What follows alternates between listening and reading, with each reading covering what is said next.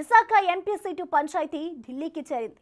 BJP Rajya Sabha సభ్యుడు GVL నరసింహారావుకు Visakha MP seat కేటాయించాలని కూటమితో చర్చించి జీవీఎల్ను ప్రతిపాదించాలని విశాఖ జిల్లా బీజేపీ నాయకులు లేఖస్త్రాలు సంధిస్తున్నారు.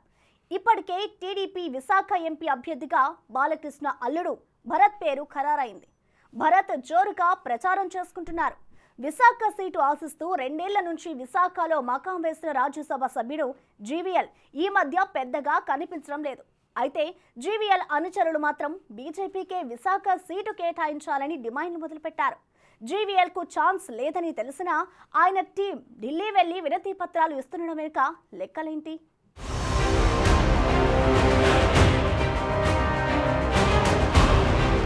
ఏపీలో టీడీపీ, జనసేన, బీజేపీల మధ్య సీట్ల సర్దుబాటు పూర్తయి అభ్యర్థులు కూడా ఖరారయ్యారు. బీజేపీ విశాఖ సీటు ఆశించినప్పటికీ అనకాపల్లి ఎంపీ సీటు ఆ పార్టీకి దక్కడంతో విశాఖపట్నం నుంచి మెతుకుమల్లి భరత్ పేరుని టీడీపీ ఖరారు చేసింది. గత ఎన్నికల్లో స్వల్ప తేడాతో పరాజయం పాలైన భరత్ ప్రచారంలో స్పీడ్ పెంచుతున్నారు. అయితే ఇప్పుడు విశాఖ బీజేపీ నాయకులు రాజ్యసభ సభ్యుడు జీవీఎల్ని జాతీయ నాయకుడిని చేసేస్తూ కొత్త గళమెత్తుకున్నారు. విశాఖ ఎంపీ స్థానం నుంచి బీజేపీ పోటీ చేయాలని, జీవీఎల్ నరసింహారావుకి ఆ సీటు కేటాయించాలని డిమాండ్లు మొదలుపెట్టారు. భారతీయ జనతా పార్టీ ఎదగాలి అంటే మన యొక్క కమలం గుర్తుపై పోటీ చేయాలి. ఎన్డీఏ కూటమిలో వేరే చోట ఇవ్వచ్చు, వాళ్ళకి ఆ అవకాశం ఉంది. కానీ ఇక్కడ గెలిచే సీట్ని వదులుకోవడం అనేది చాలా బాధాకరం. మేము గత 4 ఏళ్లుగా ఎన్నో ఆటపోట్లకి ఎదురొడ్డి భారతీయ జనతా పార్టీని బూత్ స్థాయిలో బలోపేతం చేసాం. ఇక్కడ ఖచ్చితంగా గెలుపొందే సీట్ ఇది బీజేపీ సీట్ అని అందరికీ తెలుసు. గతంలో శ్రీ కంబబాటి హరిబాబు గారు గెలవడం జరిగింది. అలాంటి ఎంపీ సీట్ని వదులుకోవడం అనేది చాలా దురదృష్టకరం. దయచేసి ఇప్పటికైనా సరే మా జిల్లా నాయకులు, రాష్ట్ర నాయకులు, జాతీయ నాయకులు దీనిపై విచారణ జరిపి, ఎందుకంటే ఇంకా నెల రోజులు ఎన్నికలకి సమయం ఉంది కాబట్టి ఈ యొక్క విశాఖపట్నం జిల్లా పార్లమెంట్ ఎంపీ సీట్ని మాకు బీజేపీ కేటాయించాలని కోరుకుంటున్నాం. ముఖ్యంగా గత 3 ఏళ్లుగా గౌరవ ఎంపీ శ్రీ జీవీఎల్ నరసింహారావు గారు విశాఖపట్నం జిల్లాలోని నివాసం ఉంటూ కుటుంబ సమేతంగా ఇక్కడ ఉన్నటువంటి అన్ని వర్గాల సమస్యలు కూడా ఆయన తెలుసుకొని సంబంధిత అధికారుల దృష్టికి, కేంద్రంలో ఉన్న పెద్దల దృష్టికి, పార్లమెంట్లో కూడా సమస్యలు లేవనెత్తి ఈ యొక్క సమస్యలను పరిష్కరిస్తున్నారు. తమ డిమాండ్ని లేఖ రూపంలో ఇటు రాష్ట్ర బీజేపీ పెద్దలకిచ్చిన విశాఖ నేతలు ఆ లేఖలతో నేరుగా ఢిల్లీ చేరుకున్నారు. బీజేపీ అధిష్టానంపై ఒత్తిడి తేవడానికి ప్రయత్నిస్తున్నారు. ఏపీలో పోటీ చేసే స్థానాలు, అక్కడి అభ్యర్థుల్ని బీజేపీ పెద్దలు ఇప్పటికే ప్రకటించారు. ఆ టైంలో తనకు సీట్ దక్కకపోయినా బాధ లేదని, చివరి వరకు విశాఖ అభివృద్ధికి పాటుపడతానని జీవీఎల్ స్వయంగా ప్రకటించారు. జీవీఎల్ ఫర్ వైజాగ్ అనేది అది పనిచేశాను, అది నా కమిట్మెంట్. ఇది ఎన్నికలకు పరిమితం కాదు. భవిష్యత్తులో కూడా విశాఖపట్నంలోనే ఉంటూ విశాఖ అభివృద్ధికి నా వంతు పూర్తి స్థాయి కృషి చేస్తానని చెప్పి నేను ఇప్పటికే చెప్పటం జరిగింది. దాని గురించి ఈరోజు రేపు అనేక మంది ఇక్కడి నుంచి భారతీయ జనతా పార్టీ టికెట్ పై పోటీ చేయనందుకు అనేక మంది శ్రేయోభిలాషులు, ఫ్రెండ్స్ వచ్చి ఫోన్లలోనే సంప్రదించడం జరిగింది. నన్ను చాలామంది బాధ వ్యక్తం చేయటం జరిగింది. సో ఈ సీటు భారతీయ జనతా పార్టీ పోటీ చేయటం లేదు.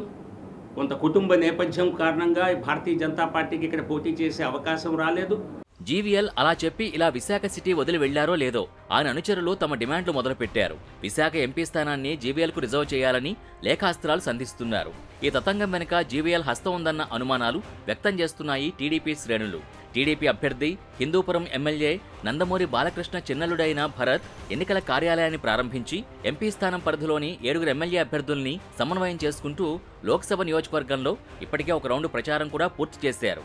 ఇప్పుడు కొత్తగా బీజేపీ లోకల్ లీడర్లు విశాఖ ఎంపీ సీటుని జీవీఎల్ నరసింహారావు కేటాయించాలని కోరుతూ ఉండడం టీడీపీ శ్రేణుల్ని చికాకు పరుస్తోందట. గత 2 సంవత్సరాలుగా జీవీఎల్ నరసింహారావు రాజ్యసభ సభ్యుడిగా విశాఖలో ఉంటూ జీవీఎల్ ఫర్ వైజాగ్ నినాదంతో అనేక కార్యక్రమాలు చేపడుతూ వచ్చారు. ఆయన రాజ్యసభ ఎంపీ కావడంతో అనేక మంది కేంద్ర మంత్రుల్ని విశాఖకు రప్పించి బీజేపీ కార్యక్రమాలతో పాటు కేంద్ర ప్రభుత్వ స్కీముల ప్రారంభోత్సవాలతో హడావుడి చేశారు.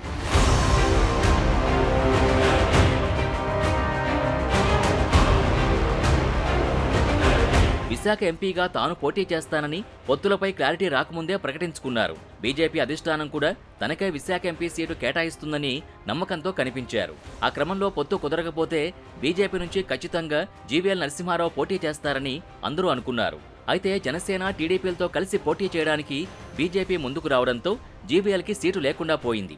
గత ఎన్నికల్లో టీడీపీ నుంచి కేవలం 4,500 ఓట్ల తేడాతో ఓటమి పాలైన భరత్ ఈసారి బరిలో నిలవడం, అప్పుడు 2 లక్షలకు పైగా ఓట్లు చీల్చుకున్న జనసేన ఇప్పుడు మిత్రపక్షంగా మారడంతో జీవీఎల్కు టికెట్ అడిగే ఛాన్స్ లేకుండా పోయింది.